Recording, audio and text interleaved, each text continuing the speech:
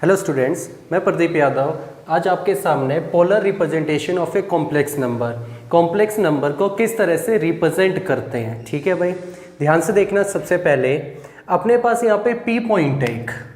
ये जो P point हमने लेट कर लिया कि ये जो पी पॉइंट अपने पास है ये किसको रिप्रेजेंट करता है, ये पोलर फॉर्म को रिप्रेजेंट करेगा।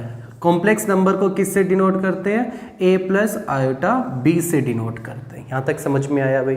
तो ये अपने पास ग्राफ है, ये अपने पास x एक्सिस है, ये अपने पास y एक्सिस है, ये अपने पास यहाँ पे ओरिजिन है। मैंने इसके ऊपर क्या किया, a डिस्टेंस लिया। ठीक है भाई, a डिस्टेंस से और फिर ये मैंने m पॉइंट लिया, m पॉइंट से मैं p पॉइंट तक गए, ये मैंने b डिस्टेंस लिया। ठीक है भाई, तो p जो पॉइंट अपने पास आएगा वो a भी आ जाएगा और इस डिस्टेंस को मैंने r मान लिया। यहां तक समझ में आया भाई सभी को। तो सबसे पहले क्या करते हैं, a की और b की वैल्यू निकालते हैं। ध्यान से देखना भाई, मैं बात करता हूं इन ट्रायंगल, किस ट्रायंगल की, o m और p की। ठीक है भाई, o m और p ट्रायंगल की बात करता हूं। तो इसके अंदर देखना भाई, मुझे किसकी वैल्यू निकालनी है, a की वैल्यू निकालनी है। अगर ये एंगल थीटा है मेरे पास, ठीक है भाई ध्यान से सुनना, ये एंगल अगर थीटा मेरे पास है तो ये मेरा बेस और ये मेरा परपेंडिकुलर और ये मेरा हाइपोटेन्यूज होगा। ठीक है भाई यहाँ तक। तो मैंने क्या किया, ओ एम, ठीक है भाई, और ये मेरे पास आया ओ पी। बेस अपॉन में हाइपोटेन्यूज किसके इक्वल होता है, कोस, और ये एंगल मेरे पास है थीटा। ठीक है भाई, ओ एम की अगर मैं वैल्यू पुट करता हूं तो ये मेरे पास a, और ओ पी की अगर मैं वैल्यू पुट करता हूं यहां पे कितना आएगा भाई, r, और इक्वल टू मेरे पास है कोस थीटा। तो a equal to r cos theta मेरे पास आ गया। यहां तक समझ में आया भाई। ठीक है, आगे देखो।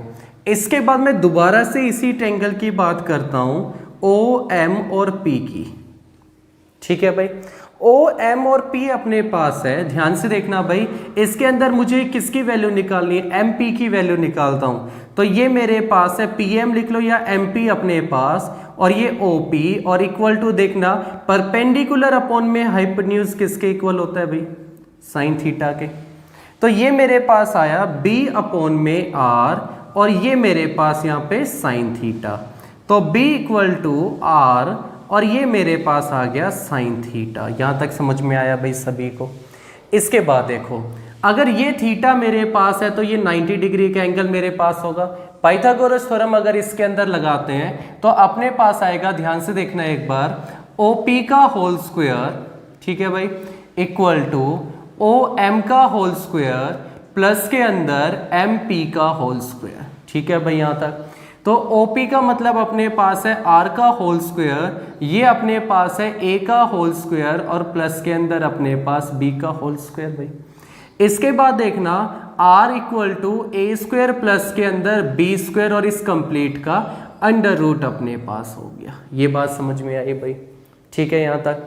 और इसके बाद देखना, जो कॉम्प्लेक्स नंबर अपने पास है कैसे डिनोट करते हैं, A प्लस आयोटा B से करते हैं। a की वैल्यू हमने निकाल ली, ध्यान से देखो, a इक्वल टू अपने पास है r cos theta iota, b की वैल्यू अपने पास है r साइन थीटा। ठीक है भाई यहाँ तक। तो इसके बाद देखना z इक्वल टू आपके पास क्या आएगा, यहाँ से r कॉमन निकाला तो ये अपने पास कोस थीटा प्लस के अंदर आयोटा साइन थीटा अपने पास आ गया, और पोलर फॉर्म को रिप्रेजेंट करते हैं इससे। ठीक है भाई, तो ये अपने पास क्या आया, r कोस थीटा प्लस के अंदर आयोटा साइन थीटा। यहां तक समझ में आ गया भाई सभी को। ठीक है, तो कॉम्प्लेक्स नंबर रिप्रेजेंट करना है भाई, पोलर फॉर्म को किस तरह से रिप्रेजेंट करते हैं। ठीक है भाई, अब एक क्वेश्चन देखो, क्वेश्चन से और अच्छे से समझ में आएगा। -1 प्लस अंडर रूट 3 आयोटा। देखो भाई, क्वेश्चन अपने पास है -1 प्लस में अंडर रूट 3 और ये आयोटा। ठीक है, ये इस तरह से भी लिख सकते हो, आयोटा को पहले लिख लो, -1 प्लस आयोटा अंडर रूट 3। तो इसको पोलर फॉर्म में रिप्रेजेंट करना है। तो सबसे पहले देखना, -1 प्लस में आयोटा अंडर रूट 3 जो अपने पास है, इसको इक्वल लिखेंगे r कोस थीटा प्लस में आयोटा साइन थीटा के। ये बात समझ में आई भाई सभी को। इसके बाद देखना r को अंदर मल्टीप्लाई करेंगे तो अपने पास आएगा यहाँ पे r cos थीटा प्लस में r आयोटा और ये साइन थीटा। ठीक है भाई, यहाँ तक सिंपल वाला पार्ट सिंपल वाले पार्ट के इक्वल और इसके बाद ये वाला पार्ट इसके इक्वल, मतलब आयोटा वाला आयोटा के इक्वल। तो ये अपने पास आया r cos theta equal to -1। Second अपने पास आया r sin theta equal to √3। ठीक है भाई, यहाँ तक समझ में आया।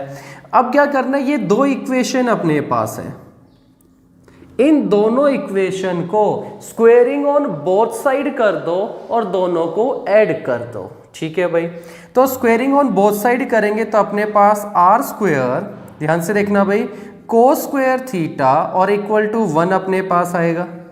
ठीक है भाई, और इसका स्क्वायर करेंगे तो r square sine square theta और इक्वल टू 3 अपने पास आएगा। भाई यहाँ तक समझ में आया सभी को। अब दोनों को ऐड करो तो अपने पास r square cos square theta plus r square sine square theta equal to 1 plus में 3 आ गया। भाई तो यहाँ देखना एक बार, r स्क्वायर कॉमन निकाल लिया, cos square theta plus sine square theta, सही है भाई, और equal to 4। Cos square theta plus sine square theta कितना 1, तो r स्क्वायर इक्वल टू अपने पास कितना आ गया भाई 4 आ गया। तो यहाँ देखो भाई एक बार, r स्क्वायर इक्वल टू अपने पास 4, तो r इक्वल टू अपने पास कितना आएगा 2 आएगा। ठीक है भाई, प्लस माइनस मत करना, ये जो r आपके पास है ये मॉडुलस आपके पास है। बात समझ में आई क्या, ये अपने पास मोड अपने पास है। जैसे ही r की वैल्यू आपके पास आ जाए, r की वैल्यू इन दोनों इक्वेशन में पुट कर देना। बात समझ में आ रही है, इन दोनों इक्वेशन में पुट कर देना। पुट करने के बाद देखना भाई ध्यान से एक बार, अपने पास आया 2 कोस थीटा इक्वल टू -1 और सेकंड अपने पास था 2 साइन थीटा इक्वल टू √3। ठीक है भाई, तो ये अपने पास देखना कोस थीटा इक्वल टू -1/2 आ गया भाई, और ये साइन थीटा इक्वल टू अपने पास √3/2 आ गया भाई। ठीक है भाई, इसके बाद ध्यान से सुनो भाई, हमें एक ऐसा क्वाड्रेंट चाहिए। बात समझ में आ रही क्या कह रहा है, हमें एक ऐसा क्वाड्रेंट चाहिए जिसके अंदर कोस माइनस का और साइन प्लस का अपने पास हो। ठीक है भाई, कोस थीटा, ठीक है भाई, माइनस का माइनस आपके पास, कोस के अंदर 1/2 कब होता है भाई, कोस के अंदर 1/2 होता है 60 के ऊपर, और 60 को क्या लिख सकते हो π/3 लिख सकते हो भाई। तो ये कोस से cos cancel, theta equal to minus के π/3 अपने पास आ गया भाई। ठीक है, आगे देखो, ये अपने पास है साइन थीटा, थीटा का थीटा साइन में √3/2 कब होता है भाई 60 के ऊपर, सही है भाई, और 60 को π/3 लिख सकते हैं, थीटा इक्वल टू π/3 अपने पास आ गया। ठीक है भाई, अब यहां देखना जो थीटा अपने पास है, एक में π/3 एक में -π/3 अपने पास, तो इसका मतलब जो प्रिंसिपल जो आर्ग्यूमेंट आपके पास है वो थीटा की वैल्यू दोनों जगह अलग अलग है, तो इसके अंदर हम लोग पुट नहीं कर सकते। तो सबसे पहले हम लोग बात करते हैं क्वाड्रेंट की। देखो भाई, क्वाड्रेंट क्या कहता है, ये अपने पास 0, ये अपने पास 90 को रेडियन में क्या कहते हैं भाई π/2। ठीक है, ये अपने पास 180 को क्या कहते हैं भाई पाई, ये अपने पास 270 को क्या कहते हैं भाई 3π/2, सही है भाई, और ये अपने पास 0 को क्या कहेंगे भाई 2π, मतलब 360 भी यहाँ पे होता है। ये बात समझ में, 0 भी होता है और 360 भी अपने पास होता है। ये फर्स्ट क्वाड्रेंट अपने पास है, ये सेकंड क्वाड्रेंट, ये थर्ड क्वाड्रेंट और ये फोर्थ क्वाड्रेंट। ठीक है भाई, फर्स्ट क्वाड्रेंट में ध्यान से देखना, जितने भी टी रेशोज अपने पास है कितने हैं भाई 6 है, 6 के 6 किसके प्लस के। ठीक है भाई, सेकंड में देखना साइन का उल्टा क्या होता है कोसेक। आपने एक फॉर्मूला भी पढ़ा होगा, ध्यान से देखो, दोबारा बता रहा हूं, add sugar to coffee. Add का मतलब क्या होता है, जितने भी टी रेशियोज है 6 के 6 फर्स्ट क्वाड्रेंट में 0 से लेकर 90 के बीच में सारे के सारे प्लस के। ठीक है भाई। इसके बाद आगे देखो, सेकंड क्वाड्रेंट में 90 से लेकर 180 के बीच में एस, एस का मतलब होता है साइन, साइन का उल्टा होता है कोसेक। ये दोनों इस क्वाड्रेंट में प्लस के, बाकी चारों माइनस के। ठीक है भाई। टी, टी का मतलब होता है टेंजेंट, टेंजेंट का उल्टा कोट। ये दोनों इस क्वाड्रेंट में प्लस के, बाकी चारों माइनस के। कॉफी, सी, सी का मतलब आएगा कोस, कोस का उल्टा सीकेंट। ये दोनों प्लस के, बाकी चारों माइनस के। ये बात समझ में आ गई भाई। तो सबसे पहले हमें ये पता करना है कोस माइनस का। कोस माइनस का देखो भाई, ये कोस यहाँ प्लस का होगा, इसमें भी प्लस का होगा, फर्स्ट और फोर्थ में कोस प्लस का। तो इसका मतलब दो बचे अपने पास, एक तो सेकंड बचा और एक थर्ड क्वाड्रेंट बचा। ठीक है भाई। लेकिन एक कंडीशन और है, साइन प्लस का। साइन प्लस का कौन से क्वाड्रेंट में? बात समझ में आई भाई? साइन प्लस का कौन से क्वाड्रेंट में? सेकंड क्वाड्रेंट के अंदर कोस माइनस का, और जो साइन अपने पास है वो प्लस का। ठीक है भाई, आ गया यहां तक समझ में? इसके बाद देखो, साइन प्लस का कोस नेगेटिव सेकंड क्वाड्रेंट में हम उसके पास आ गए। अब ये देखना भाई, ये पाई आपके पास है, पाई में से कुछ भी माइनस करोगे कौन से क्वाड्रेंट में जाएगा? सेकंड में जाएगा। आगे देखो, पाई बाई 2 में कुछ भी प्लस करोगे तो कौन से क्वाड्रेंट में जाएगा? सेकंड में जाएगा। या फिर हमें एक ऐसी वैल्यू बतानी है जिसके ऊपर कोस माइनस का और साइन प्लस का दोनों होते हो। तो ये देखना कितना था, पाई में से माइनस करो, तो पाई में से माइनस करेंगे कितना आएगा? 3 पाई बाई, और ये अपने पास 3, ये कितना आ गया भाई सोल्व करने पे? 2 पाई बाई 3। तो 2 पाई बाई 3 एक ऐसी वैल्यू अपने पास है जिसमें कोस माइनस का अपने पास आएगा और जो साइन अपने पास है वो पॉजिटिव अपने पास आएगा। ये बात समझ में आई भाई सभी को?